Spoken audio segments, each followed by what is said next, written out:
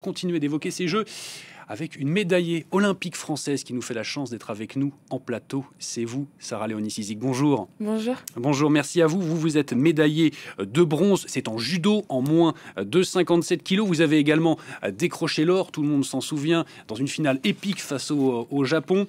Comment vous vous sentez d'abord? Première question, après ce titre, beaucoup de fierté, on imagine. Beaucoup de fierté et je suis très heureuse. Je plane depuis une semaine. Vous planez toujours? Je plane toujours. Comment vous avez ressenti cette ferveur du public français qui, il faut dire, ne démérite pas depuis le début de ces Jeux, hein? C'est vrai que là, vraiment, Paris tient son engagement. Ce public, il est juste incroyable. Il est vraiment, il vit ces Jeux avec nous complètement. C'est vraiment incroyable, vraiment. Et donc, dans votre tournoi, donc je le disais, vous avez combattu en moins de 57 kilos. C'est la médaille bronze que l'on voit posée sur le bureau qui est juste en face de vous. Juste avant notre entretien, vous me disiez, c'est la médaille dont vous êtes le plus fier parce que c'est un titre qui vous appartient à vous, finalement. Oui, exactement. C'est cette médaille. C'est vrai que c'est beaucoup de travail que j'ai mis en place pour pouvoir aller la chercher. Et c'est vrai qu'après Tokyo, j'avais envie de revenir avec une médaille d'or. Mais je pense qu'une médaille, dans tous les cas, surtout à Paris, c'est déjà incroyable. Donc j'en suis fière. J'en suis fière. Et c'est vrai qu'à Tokyo, vous aviez remporté la médaille d'argent, c'est ça, hein, C'est bien ça. dans cette même catégorie. Vous évoquiez justement ces années de travail. C'est quelque chose qui passe un peu inaperçu lorsqu'on interroge des athlètes. On les félicite beaucoup pour les médailles, mais c'est 4 ans de travail quasiment qui se jouent en l'espace de quelques minutes. Comment vous, mentalement, vous gérez ce moment-là?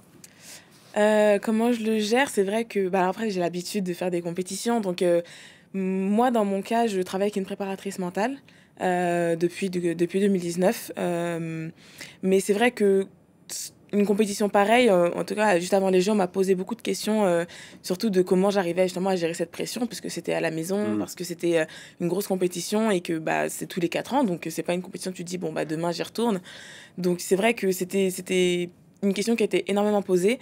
Et moi, en fait, je pars du principe que c'est une compétition comme les autres. Alors, dit comme ça, c'est un peu bizarre, mais mentalement, c'est vrai que c'est plus facile de partir en se disant, en fait, tu as l'habitude de faire judo, t'as les clés pour, et surtout, amuse-toi, quoi. Amuse-toi, et moi, je me suis dit, c'est du plus, c'est vraiment du plus. C'est une autre sélection olympique, c'est à Paris, c'est déjà incroyable, donc va chercher une médaille, justement, pour te féliciter de tout ça, donc moi, ça m'a plus aidé plutôt que inhibé. Vous évoquez justement le fait que vous ayez un préparateur mental à vos côtés, la notion de plaisir également dans cette recherche de la performance.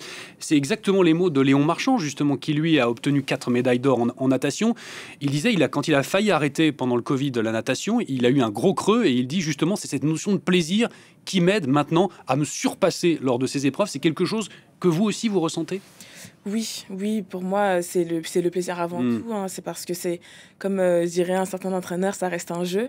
Et non, oui, je pense que ce serait très compliqué. Il y a énormément de souffrance. Il y a quand même pas mal de douleurs aussi dans le sport de haut niveau en général, parce que physiquement, je veux dire. Donc, si on prenait pas de plaisir, c'est vrai que ce serait très, très compliqué. Et oui, comme je disais, c'est un jeu, en fait. C'est un jeu. Donc, pour moi, un jeu, faut qu'il y ait du plaisir, faut qu'il y ait de l'amusement. Et moi, c'est ma passion. Donc, forcément, pour moi, c'est logique. Ça va avec. De manière plus générale, on a l'impression que la santé mentale des athlètes, et c'est un sujet qui était mis de côté pendant très longtemps, qu'on n'évoquait pas. Maintenant, c'est de plus en plus sur le devant de la scène, et tant mieux.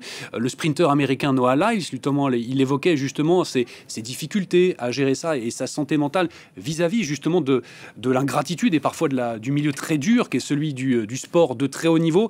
C'est quelque chose que vous aussi vous ressentez? C'est vrai qu'on n'en parle pas beaucoup, puisque souvent, ce qu'on voit, c'est le résultat. C'est le résultat, c'est les médailles, et on ne voit pas tout ce qu'il y a derrière. On ne voit pas qu'en fait, les athlètes, on est aussi des êtres humains. Et des fois, les émotions, ce que ça procure, le fait de...